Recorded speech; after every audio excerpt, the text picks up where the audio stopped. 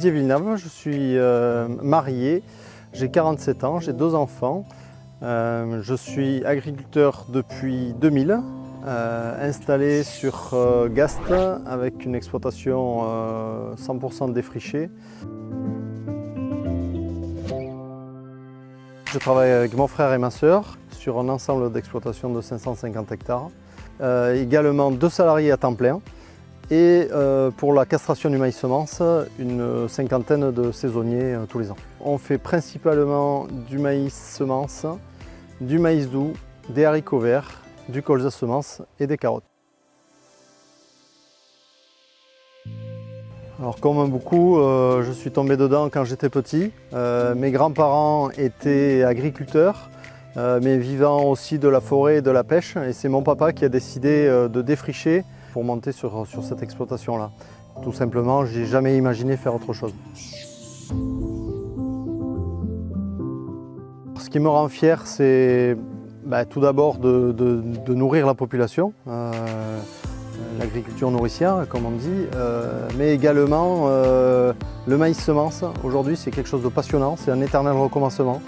On a conscience d'être un maillon dans la chaîne qui part de la génétique jusqu'à l'assiette du consommateur en passant par les doses de semences qui seront plantées l'année prochaine par les agriculteurs et pour nourrir nos animaux ici. Oui, tout à fait. Mon papa qui a commencé en 1972, vite après, ici nous avions Solferino, le site qui s'appelait Coop de Pau, avec la SICAPO, ensuite qui est devenu Euralis. Donc les coopératives étaient très présentes sur le secteur et Euralis en faisait bien évidemment en partie, intégralement. Aujourd'hui, nous travaillons 100% avec des cultures contractuelles, donc on peut dire que la coopérative est devenue plus qu'essentielle, sans parler de tout ce qui est approvisionnement et facilité au niveau travail. La première des missions, c'est représenter la zone. C'est une zone avec beaucoup de spécificités, très riche au niveau culture contractuelle. Et ensuite, le rôle de travailler avec mes collègues administrateurs sur différents dossiers, travailler en équipe pour réfléchir à la politique d'Euralis de demain. Le dernier rôle, c'est valider et surveiller un petit peu tout ce qui a été décidé pour que la mise en œuvre soit bien effective.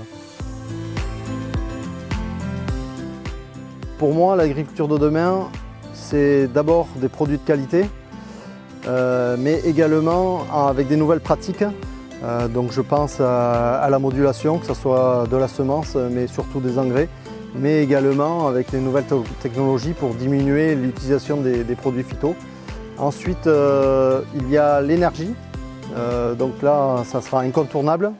Je pense que l'agriculture conventionnelle, que j'appellerais plutôt raisonnée, ou plutôt très raisonnée, sera l'agriculture dominante de demain, avec des nouvelles pratiques, beaucoup plus en phase avec les attentes des consommateurs et avec le bien-être de tous.